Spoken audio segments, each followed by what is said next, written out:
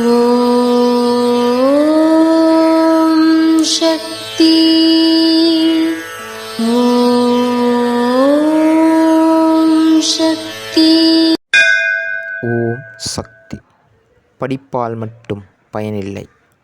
பள்ளியில் நீங்கள் படிப்பதெல்லாம் நடைமுறை வாழ்க்கைக்கு ஒத்து வருவதில்லை. படித்தால் மட்டும் போதாது. பண்பாடு வளர வேண்டும்.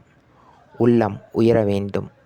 தெய்வ வழிபாடு, தர்மம், வீடு, வாழ்க்கை என்ற அமைப்புகளெல்லாம் மனித உயிர்களுக்கு மட்டும்தான்.